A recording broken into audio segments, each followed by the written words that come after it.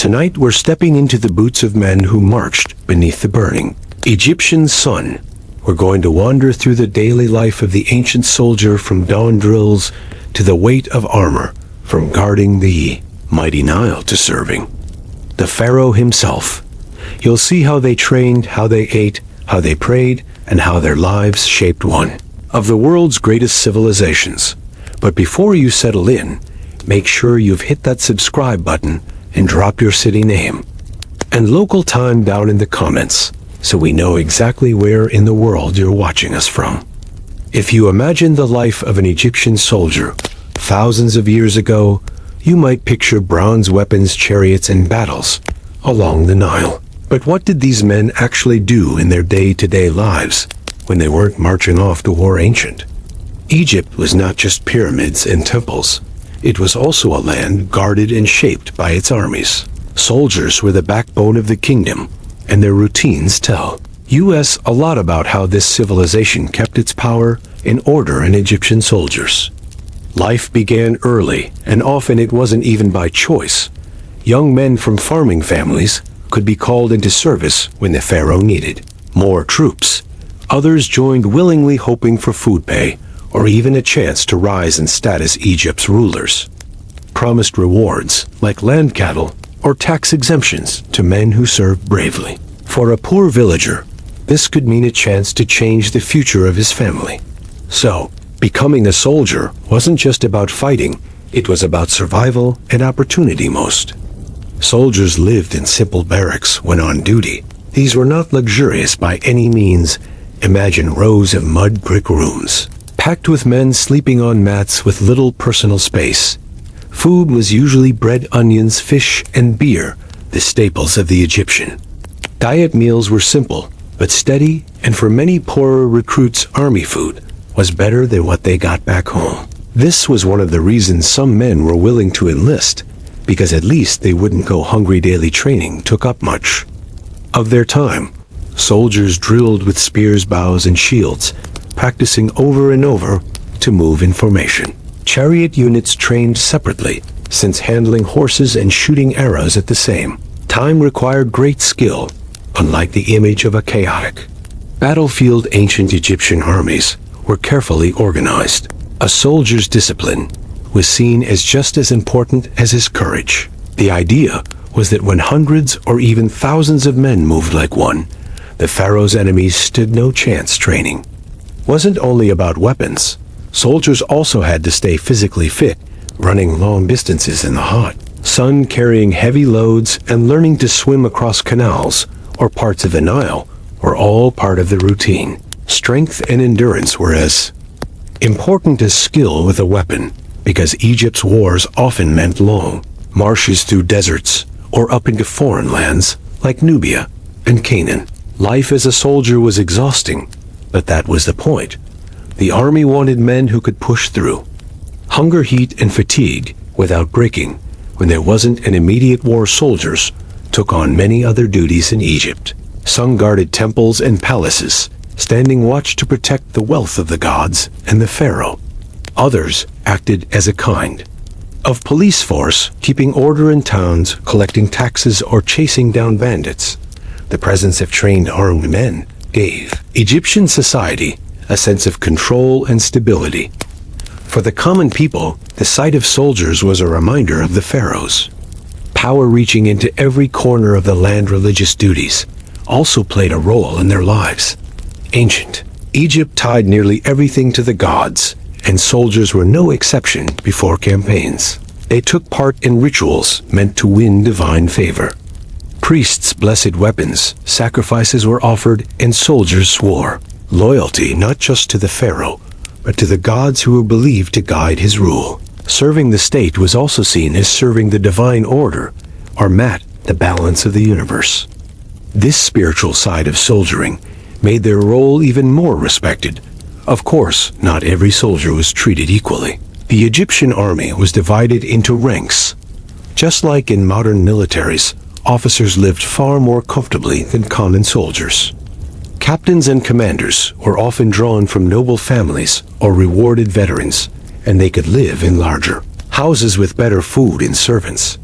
Common troops had much harder lives, with long shifts of guard duty, backbreaking marches, and less chance of reward unless they performed heroically.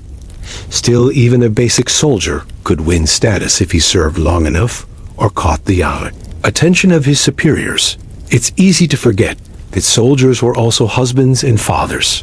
Many came from villages along the Nile, and though they could be stationed far from home, letters and small gifts sometimes traveled back and forth. Families relied on the army wages, even if they were modest, and when men returned home between campaigns, they were welcomed with pride.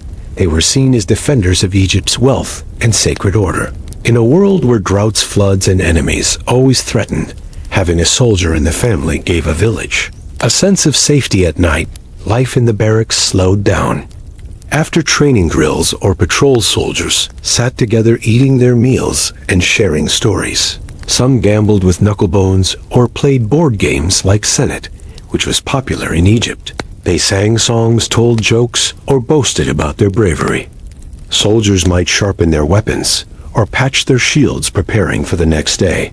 But the atmosphere was not always tense. The army was also a community of men, bonded by hardship and loyalty to one another.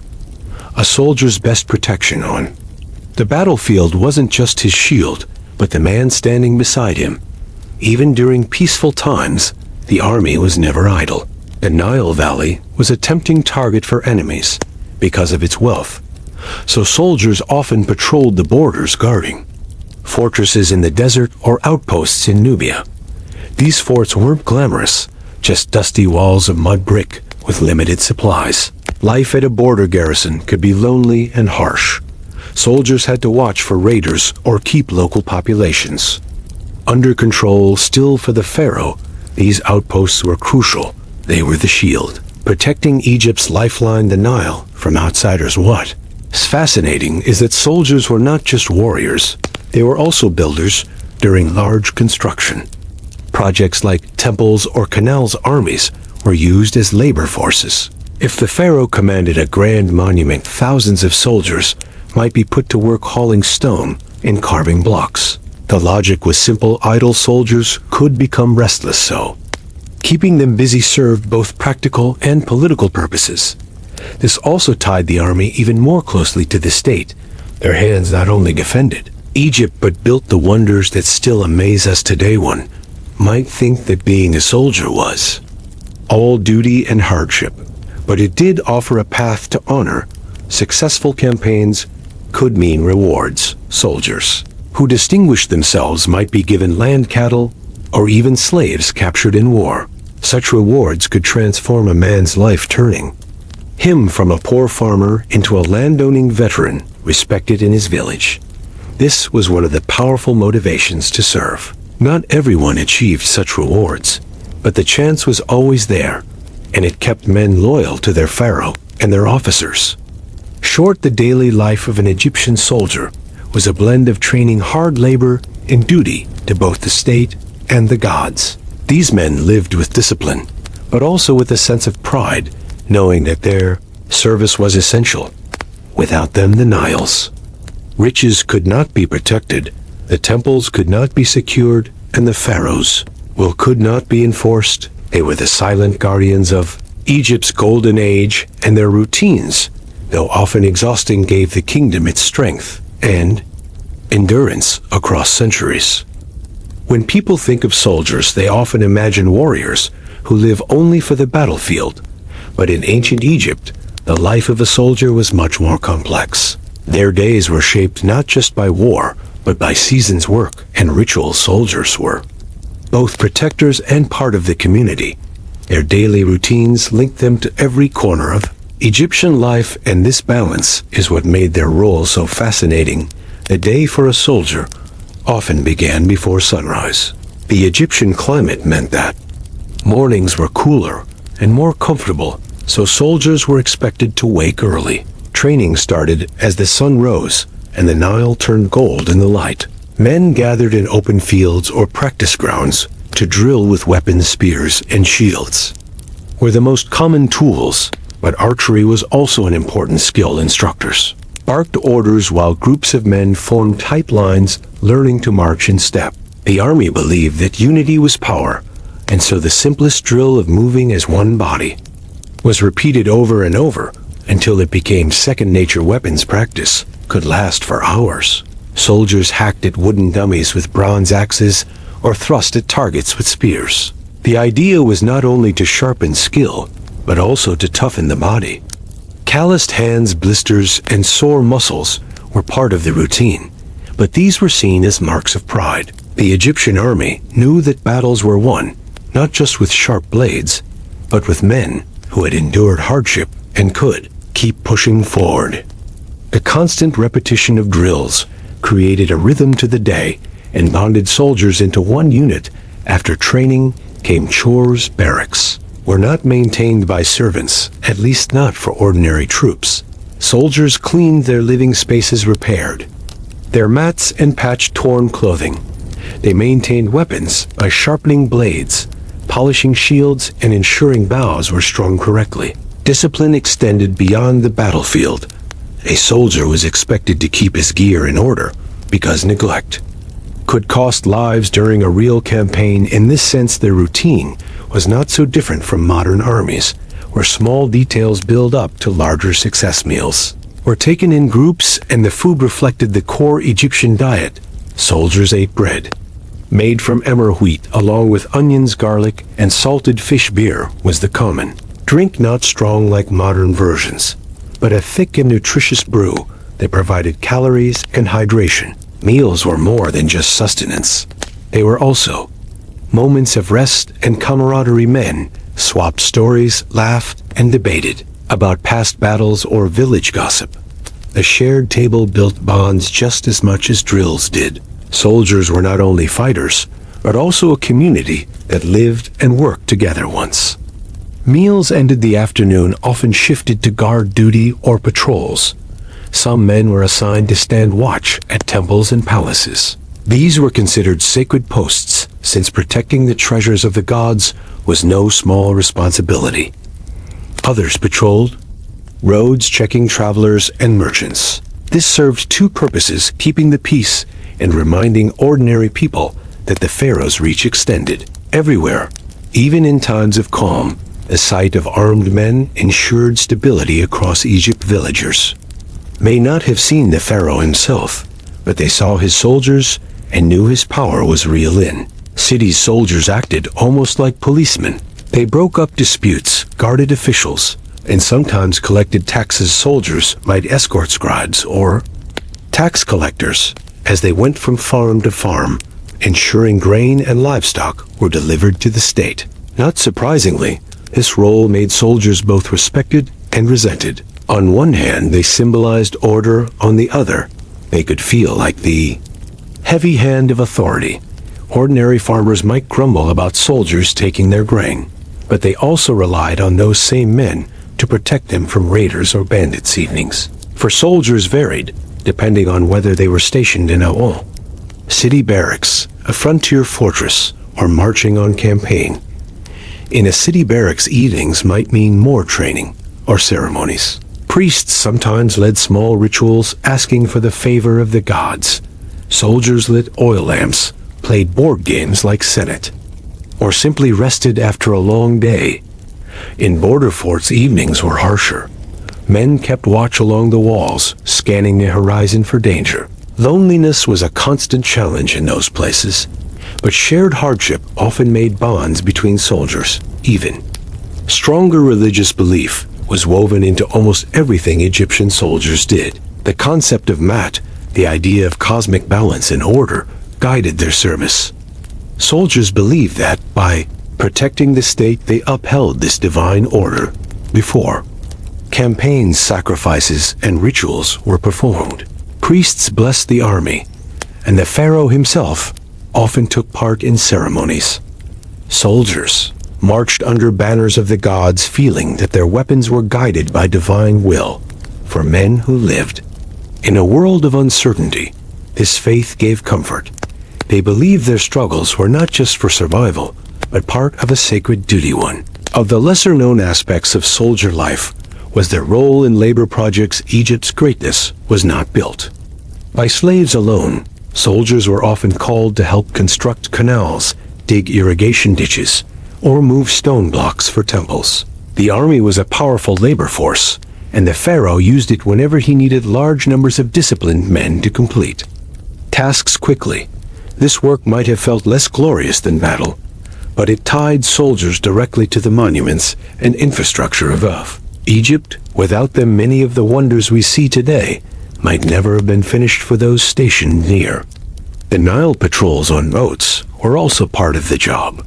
The river was Egypt's lifeline, and soldiers guarded it carefully. Armed crews rowed up and down sections of the Nile, stopping smugglers, chasing raiders, or simply keeping order. A soldier might spend a week or more at a riverside outpost watching the boats that carried grain, stone, and trade goods. By defending the Nile, soldiers defended Egypt's very heart, since without the river, the land could not survive. What made a soldier's life bearable was the possibility of reward campaigns, offered the chance for plunder and recognition. Soldiers who fought bravely could be granted land exemptions from taxes or even gifts from the pharaoh. These rewards turned military service into a ladder of opportunity.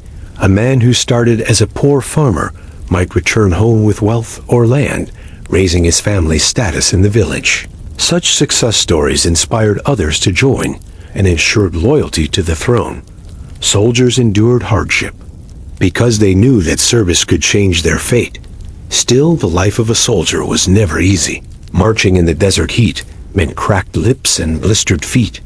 Guarding lonely forts meant long nights away from family. Training under the sun left men exhausted and sore. Yet the army kept pushing its men because Egypt's security depended on it. Survival of their civilization rested on the ability of its soldiers to endure discomfort, discipline, and danger. Ancient Egypt did not last for thousands of years by chance. It lasted because of the men who stood watch over its borders and its treasures. So when we picture an Egyptian soldier, we should not imagine just a warrior with a spear. We should see a man rising with the sun, sweating through drills, eating bread with his comrades, and marching under banners of the gods. His life was a mix of hard labor, sacred duty, and community. In every task, whether guarding a temple, digging a canal, or fighting in battle, he carried the weight of Egypt's survival on his shoulders. Soldiers were not just fighters. They were the living shield of the Nile and the reason Egypt remained strong through centuries of change. When a soldier in ancient Egypt marched away from his barracks and into a campaign, his life changed completely. The routines of drills and guard duty gave way to long journeys and the uncertainty of battle. Campaigns were some of the most defining moments in a soldier's career, and they tell us a lot about how Egypt defended itself and expanded its power. These campaigns were not fought every year, but when they came, they demanded everything from the men who served. The preparation for a campaign began weeks or even months before departure. Soldiers gathered supplies and packed what little they could carry. Bronze weapons, shields, water skins, and rations of dried bread, onions, and salted meat were distributed. The army also moved with massive amounts of equipment, including chariots' bows, quivers, and sometimes siege tools. Oxen and donkeys hauled food and supplies. Along dusty roads, soldiers understood that survival depended not just on courage, but on logistics. If the food ran out or water was scarce, even the strongest army could crumble. Marching itself was one of the hardest parts of a campaign. Soldiers often traveled for days in the searing heat of the desert, carrying their weapons and gear under the weight of the sun. They slept in simple tents, or sometimes just on the ground. The men walked in tight formations with officers barking commands to keep the line moving. Dust choked the air, blisters tore at their feet, and hunger gnawed at their stomachs. Yet, the discipline drilled into them back home held them together. The pharaoh expected his soldiers to march as far as needed to protect or expand Egypt's borders foreign campaigns were particularly demanding. Nubia to the south and Canaan to the northeast were frequent targets for Egyptian armies.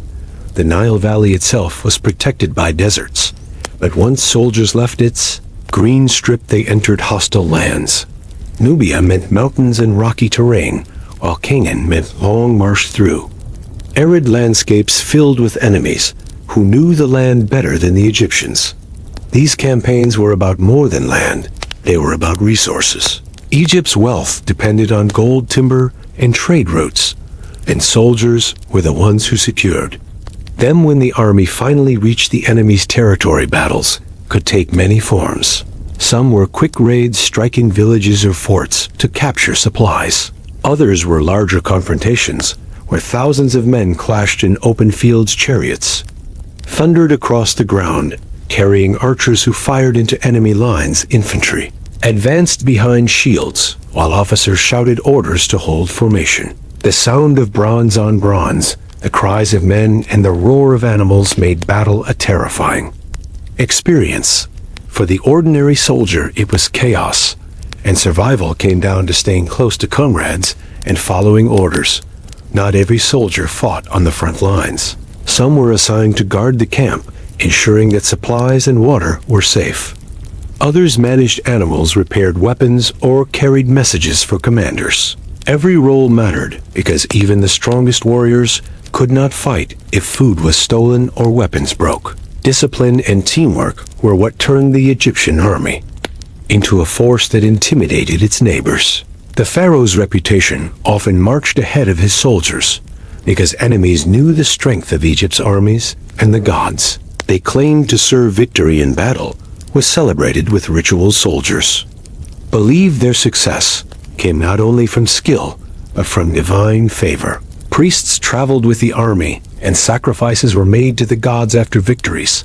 Pharaohs often dedicated monuments or inscriptions to honor campaigns and soldiers who distinguished themselves. Could receive personal rewards. The army's victories were recorded in temples, showing images of the pharaoh smiting enemies with divine power. While these carvings exaggerated the glory, the soldiers who marched home carried real memories of hardship and triumph. Defeat was another matter. When campaigns went poorly, soldiers could suffer greatly. Supplies might run out, and men could be forced to retreat across deserts without food or water. Prisoners could be taken, and those who returned home carried shame or scars. The pharaoh's propaganda rarely admitted defeat, but the soldiers who lived it knew the truth. They understood that war was not always glorious. It could mean hunger, thirst, and death in faraway lands. Still, they continued to march because service was duty, and duty tied them to their families, and their god's life in the camp during campaigns was strict. Soldiers pitched rows of tents or built makeshift huts out of reeds. They ate rations often less fresh than what they had at home. Water was rationed carefully, and soldiers guarded wells or rivers fiercely at night. Fires were lit for cooking, and men shared stories or sharpened their blades in the dim light. Even on campaign, soldiers found moments of community. They laughed, played games, and comforted one another before the next march or battle. In those quiet moments, bonds grew that could last a lifetime. Charioteers had a special place in the army. Unlike the common infantry, they were often better trained and came from wealthier backgrounds. Driving a chariot required horses, which were expensive.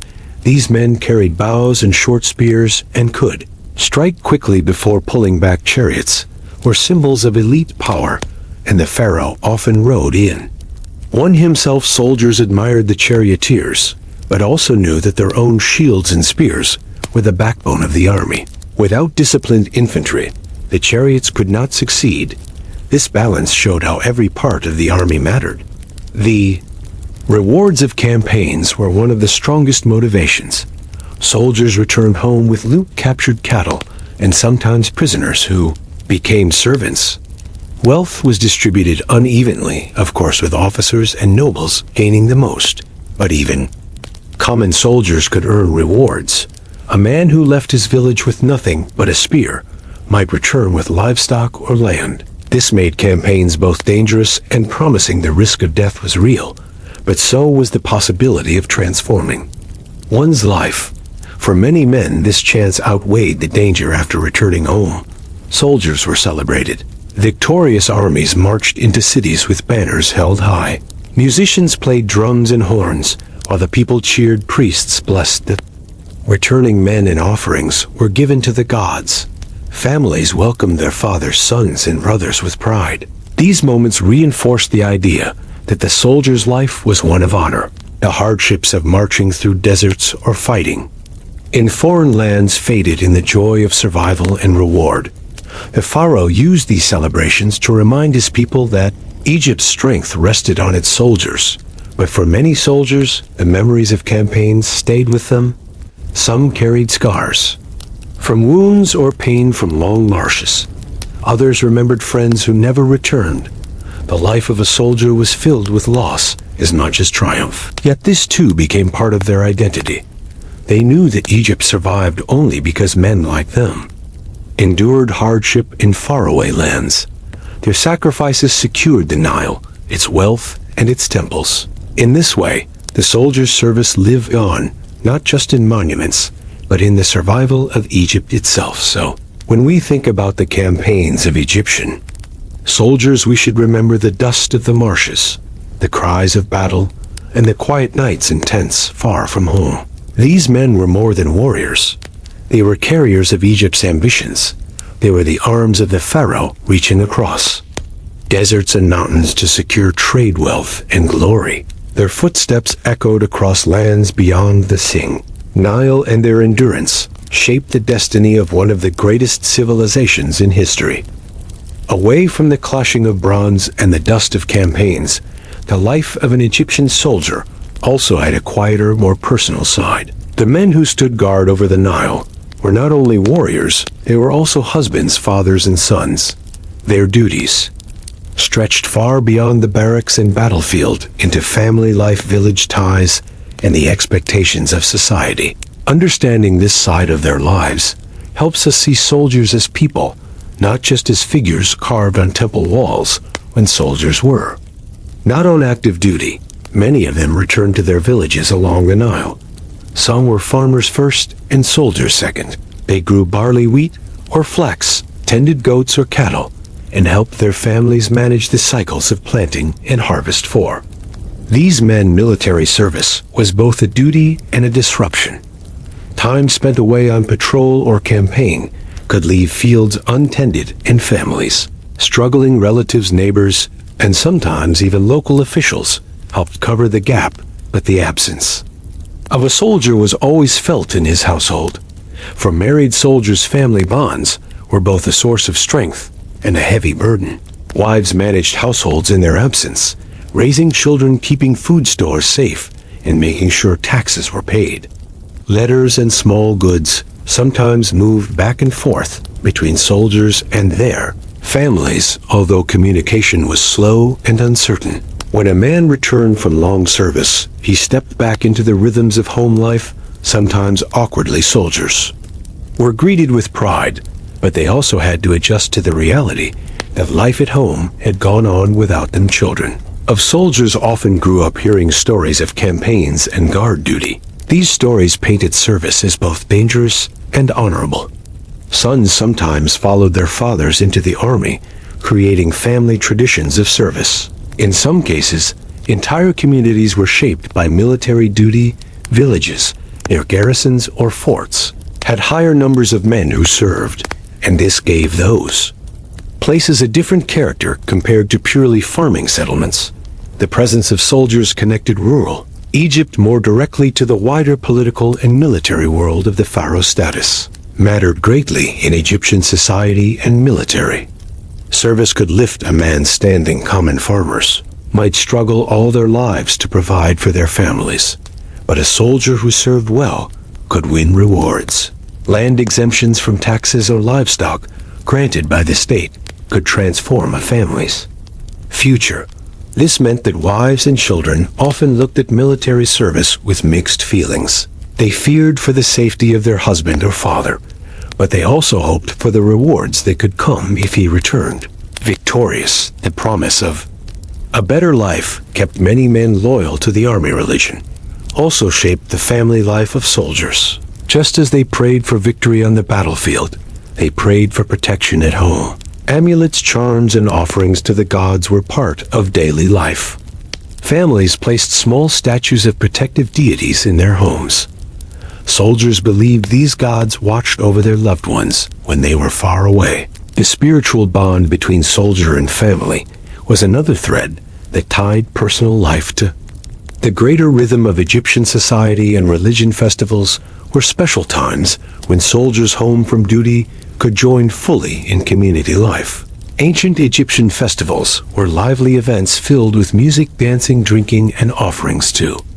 The gods' soldiers participated in these, just like everyone else, bringing their own experiences and stories to the celebration. During great processions, when statues of gods were carried through the streets, soldiers sometimes provided protection. Their presence added to the sense of order and grandeur, reminding everyone that the pharaoh's power was not only sacred, but also defended by strong men. Yet, the return home was not always easy. Soldiers who had seen the brutality of campaigns sometimes struggled to fit back into village life. The quiet rhythms of farming or fishing could feel distant after months of marching and fighting. Some men carried scars or injuries that limited their ability to work. Others carried memories of hardship or the loss of comrades.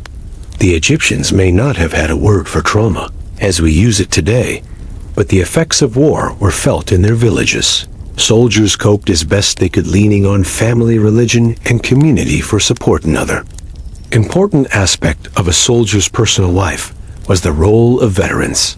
Men who survived many years of service were often rewarded with land and could retire from active duty. These veterans were respected figures in their villages. They carried stories of distant lands and battles, and their experiences gave them authority. Younger men looked to them for guidance. Families benefited from their rewards, and their place in the community was one of pride. Retired soldiers helped link the everyday life of villages to the wider world of Egypt's military campaigns. Friendships forged in the army also influenced a soldier's personal life. Bonds made during campaigns often lasted long after service ended. Comrades might visit each other's villages, share in harvests, or even marry into one another's families. The sense of brotherhood extended beyond the barracks and battlefields, creating networks of loyalty across Egypt. This social web helped integrate soldiers back into civilian life and gave them a support system. Even after they laid down their spears, women too played a role in the world of soldiers. While men marched off to defend the kingdom, women managed households and kept villages running. Some women worked as suppliers for the army, baking bread, brewing beer, or providing textiles for clothing. Their labor supported the soldiers indirectly and tied them into the rhythms of military life. Soldiers depended on these unseen efforts as much as on their comrades in the barracks. Without the women of Egypt, the army could not have functioned. Families were the quiet backbone behind the shield of Egypt. Image of the Egyptian soldier, therefore, is not complete without the family that waited for him. His wife, managing daily struggles, his children dreaming of honor, his village feeling pride and worry at the same time. All of these shaped his identity as much as his shield or spear. The soldier carried their hopes with him into the desert and the battlefield. He fought not only for the pharaoh and the gods, but also for the people who waited by the Nile for his return.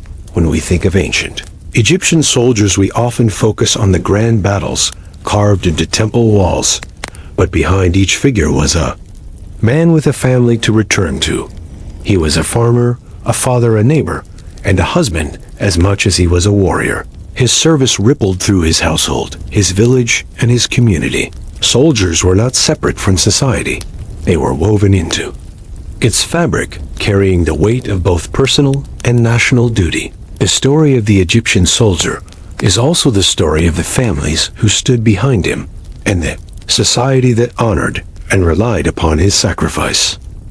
Beyond the battlefield and the family life of the soldier, There was another world that shaped his days, the institutions and systems that made Egypt's army possible. Soldiers were not just men with weapons. They were part of a structured machine.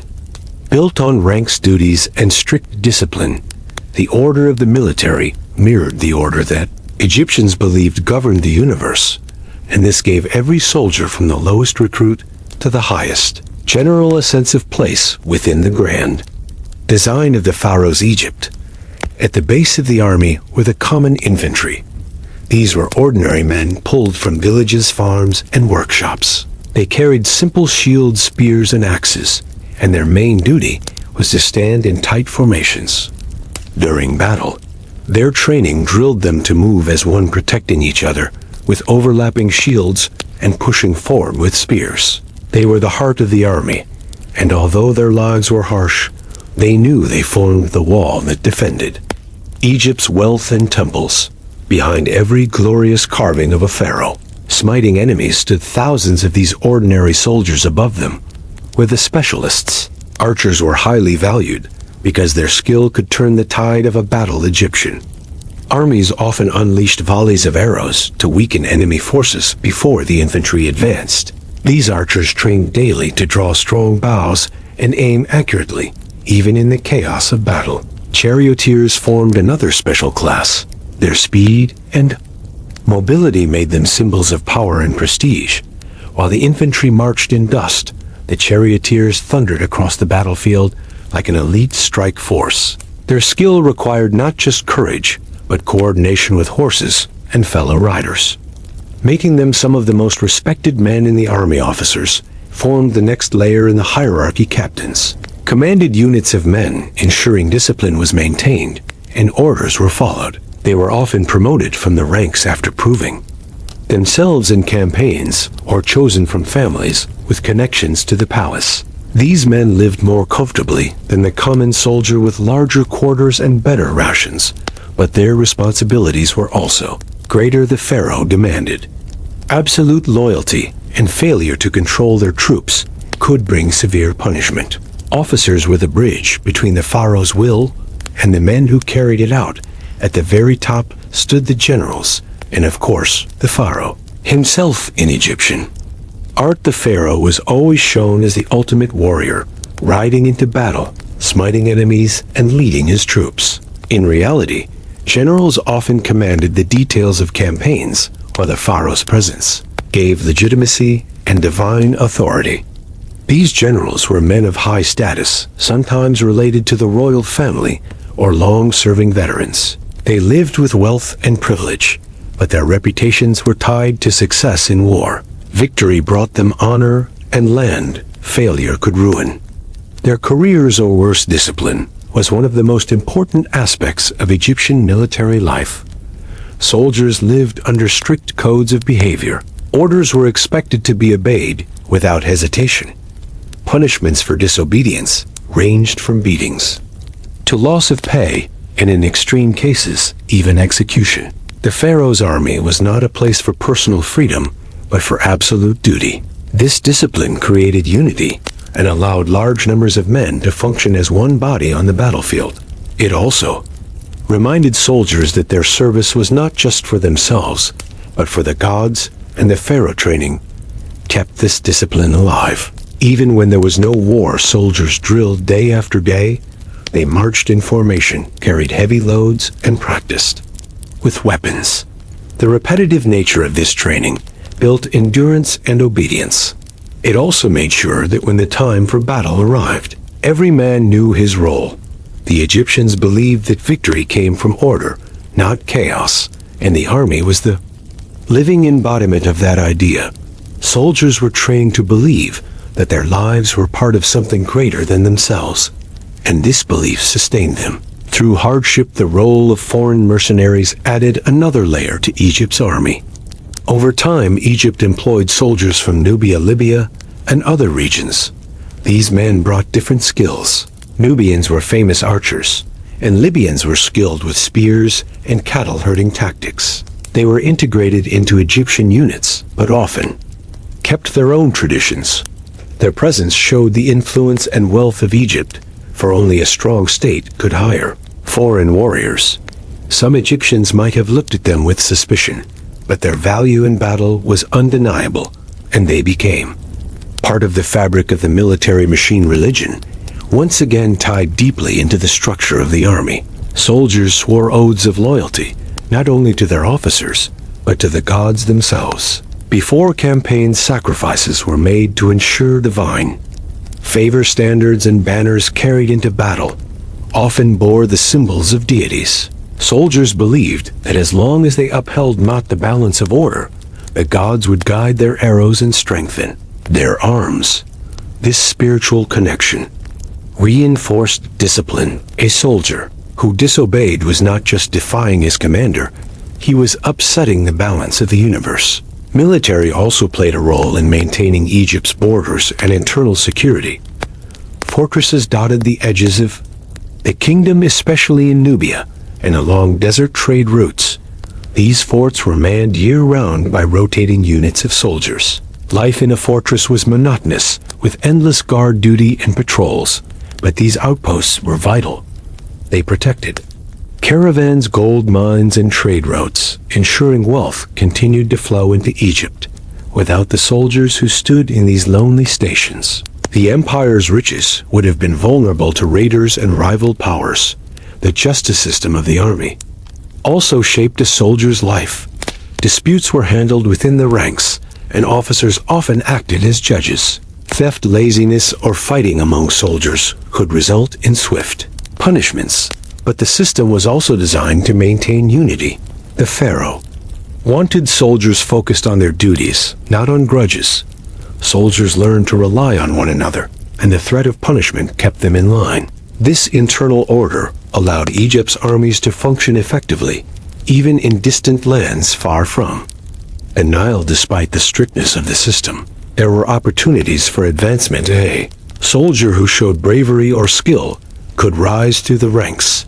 Promotions brought better living conditions, more respect, and sometimes even land grants. This chance for upward mobility kept men motivated. Loyalty and effort could transform a poor farmer into a respected officer. The stories of men who rose in rank inspired others to endure hardship, believing that one day their service might also be rewarded. The army thus became a ladder of opportunity, even for those born with little.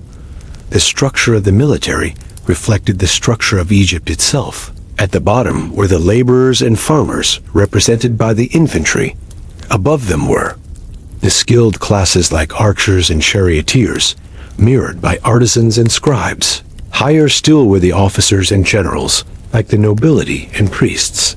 And at the very top was the pharaoh, who claimed divine authority over all the army. Was therefore a mirror of society, disciplined, ordered, and bound by duty to the gods. Connection gave every soldier a sense that his service was woven into the cosmic order. So, when we imagine the Egyptian army, we should not only see a mass of men with spears, but an intricate system of ranks, duties, and discipline. Each soldier, from the lowliest recruit to the pharaoh himself, played a part in a grand machine designed to defend Egypt and project its power across the world. Their order, their faith, and their discipline created one of the most enduring military systems of the ancient world. Without this structure, the temples, pyramids, and golden treasures of Egypt could never have been protected or built. Soldiers were the gears that kept the great engine of Egypt turning century after century. When we think about the legacy of Egyptian soldiers, it is easy to imagine rows of men carved in stone, eternal guardians frozen in time. Yet behind the carvings, there were real lives, men who lived, trained, fought, and dreamed their daily actions. Whether patrolling a dusty fortress, drilling under the sun, or carrying offerings to the gods, helped shape the destiny of one of history's greatest civilizations. Soldiers were the beating heart of Egypt's power, and their legacy stretched far. Beyond the battlefield, the impact of soldiers can be seen in the stability of Egypt itself. For nearly 3,000 years, the kingdom survived floods, famines, invasions, and dynastic struggles. This endurance was not only because of clever pharaohs or mighty temples, It was also because Egypt had an army of men ready to enforce order and defend the land. When rivals threatened from Nubia, Libya, or the Near East, it was the soldiers who stood between danger and the Nile Valley. Their presence gave Egypt a kind of shield, allowing its culture, religion, and monuments to flourish in peace. Soldiers were also builders of empire, not only through war, but through labor. Pharaohs relied on them to dig canals, carve stone, and transport supplies.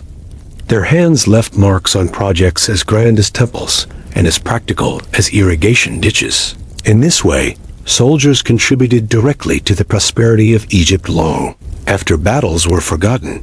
The monuments they helped build still stood gleaming in the desert sun, reminding everyone of the strength of the kingdom. This dual role as both warriors and workers made soldiers central to Egypt's story on the battlefield. Their victories brought wealth and prestige.